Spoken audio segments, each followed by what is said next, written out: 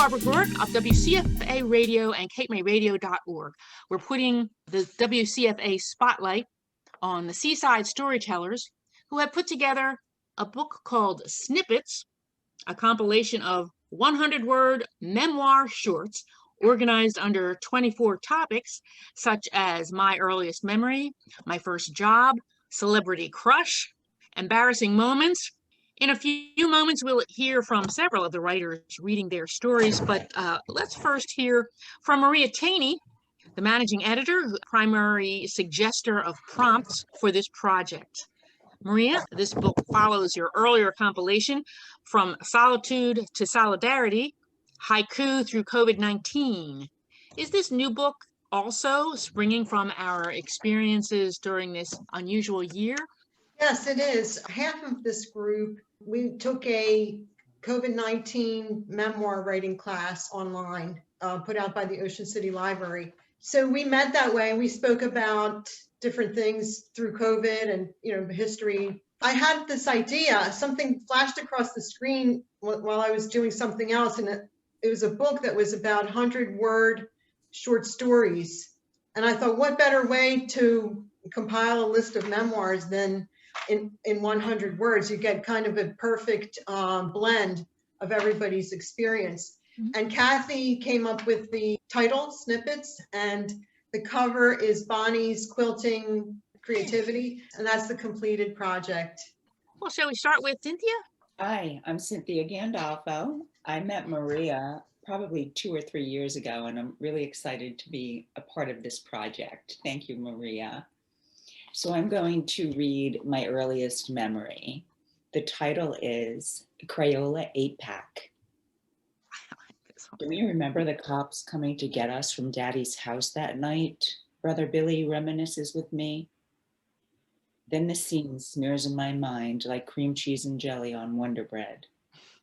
I miss the first day of school. My mother's hand is warm. Watch the steps, she says. I see my shoes and socks as we walk into the kindergarten classroom.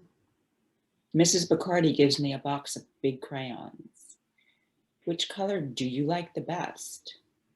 I can't answer. I like them all. Hi, I'm Bill Ridge, and my topic is fatherhood. I'm also grateful to be included in this august body. My title is One and Only Father. My father died 6 days after my second birthday, December 1953. Mom told me years later that she woke up and his complexion was gray. He was gone. That grayness has overshadowed my life for more than half a century. I never knew him, yet I sometimes sense him atavistically, as I'm his only son. He grew up in Alden, Pennsylvania, and his only desire was to work for the Pennsylvania Railroad. A diabetic, he got a friend to take the urine test. Mom's sister, Aunt Judy, said that he went off to work at the freight yards whistling. I still miss him. Cynthia, again. My next topic is a memorable holiday, which is titled Wishes Unfulfilled. Me, my mother, my sister, and brothers were in an apartment for Christmas, 1974. We were together, but we were each alone, away from the only house us kids ever knew. My mother fought for her independence from her mother and second husband. She fought for her life. I didn't want to answer, "What did you get?" questions. I wanted albums, not a Holly Hobbie candle with a matching stand. I wanted my mother back, the way she was before she got sick, not bony and bald and dying. I'm Badrina, and the first few years of my grammar school experience were very uneventful, very smooth for me. And then one day in the 4th grade, my topic is school bully. She was new to the class, cute, smiling shyly, different, interesting. She soon had everybody's attention. I'm not liking this, I thought. She even has my name. I'm the 4th grade queen. Teacher's pet. Who does she think she is? I began whispering nasty comments, making fun of her, sneering at her attempts to make friends, stealing her pencil. 3 days later, and no one is talking to her. My first foray into bullyingdom has been a smashing success. I am contrite and so miserable. Scared, I apologize. A brief pause. Okay, want to come to my house for lunch? Best friends for 82 years. What else? That's So wonderful. you were the bully. Yes. And never again. Hi, everybody. This is Susan Slanica. And again, yes, like everyone else, absolutely thrilled to be part of this project. I'm going to be reading about my first job. I grew up outside of Mercerville, New Jersey, and this is the poem. My first job was as a waitress at the Chicken House when I was 15 years old. I had to get working papers in order to work at that age, and my hours were limited to comply with child labor laws. I loved this job and felt so grown up serving my customers with a smile. I'll never forget one man who used to come in once a week. He always ordered a chicken in the basket for his dinner that at that time was 99 cents for a half chicken, French fries, coleslaw, and a roll, a real bargain for sure. The real surprise was the first time I cleared his booth after he left to find a silver dollar as my tip. Yes, that's right. The tip was more than he paid for the meal. Now that made me smile for sure. Maria Taney. Okay, my prompt was A Sense of Place. The title is Tarkin. My sister and I walked through the tall door, our skates hanging over one shoulder. We changed our shoes in a locker room that smelled of stinky feet and frozen pizza baking in the oven. After the Zamboni cleaned the ice, we were allowed onto the rink. I glided on the smooth surface under bright lights, sometimes fast like an Olympic speed skater, sometimes fancy to the rhythm of the music. I wondered what Martians would have thought had they landed in the field next door and saw us going around and around in circles on thin steel blades. What would the Martians think? Hi, I'm Kathy Moore, and my topic was friend. And thank you, Maria, because this did bring back a lot of memories that you wouldn't necessarily think pop up when you think the word friend. My best friend at age 8 was Irene. Scampering up the alley to enter through her back door daily, we danced and listened to the monkeys. Her mom was at work, and at 11 years old, she was in charge of her 2-year-old sister in the evening. Of course, this was the reason my mom didn't want me over there. Years later, she told me these were the good days for her. Her father, who she would visit on the weekends, was abusive. She told me that watching my parents, seeing their religious values, was the reason she became a Catholic. Hi, I'm Susan Matthews, and I'm grateful to Maria for this inspiration. And I wanted to comment about not only was it a wonderful experience with the writing, but to enjoy everyone's snippets. And I feel like I intimately know my fellow authors from their writings, which indeed has been a pleasure. My poem is entitled Trees. I am a nature lover. I love trees, and I was sitting at my son's dining room table enjoying this massive spruce tree. And thanks to this project, I took out my pen and paper and I wrote trees. The trees outside your windows stand so majestically tall as their branches dance in the breeze. The trunk so boldly stands in masculine grandeur, while the lacy coniferous needles sow their own tatted tail. Autumnal winds have bared the deciduous skeletal remains, each offshoot a different chapter of the story. Oh, the tales they could tell of time's inevitable changes, generational passings. You embrace me in your visual delight. Winter's white will dignify you all the more. I humbly remain grateful. You do like trees. I love trees.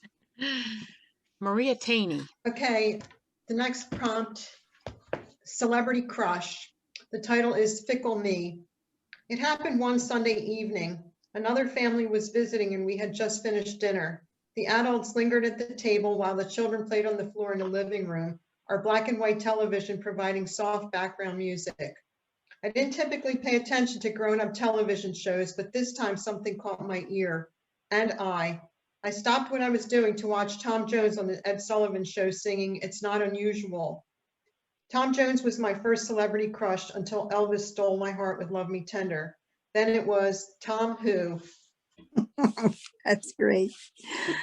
This is Susan Slanica again, and the trigger was college. When I attended Villanova, the nursing students were the only female students on campus. This had been an all-male school for many years, and nothing was going to change that. Now, there were some professors who resented any females in their classes. I remember one English professor who walked into class the first day of the semester, took one look at all the women in the class and said, "Oh no, they aren't going to do this to me." He walked out and headed to see the dean. Needless to say, he was back in the class having been told that he had no choice, but he wasn't going to make that easy for us. He never called us by name that whole semester. I still remember my student number, 91633. And that's the end of that. But as an aside, there are now more females at Villanova than males. Oh, wow. So I wonder where that guy is. Okay, this is Bonnie Collins, and the prompt that I'm responding to is an embarrassing moment. I really enjoyed this whole process because I'm very wordy, and getting things down to 100 words was a fun challenge. Usually I put them into a poetic form so I could leave out a lot. In this situation, an embarrassing moment was really not embarrassing to me, but maybe to the people around me. Embarrassing moment. When a car flies off the highway into a roadside pond, the weather is cold and chilly, and I watch as a panicked blonde. I wanted to help the driver, as my life-saving training said. I certainly didn't want the driver, an old lady, frozen dead.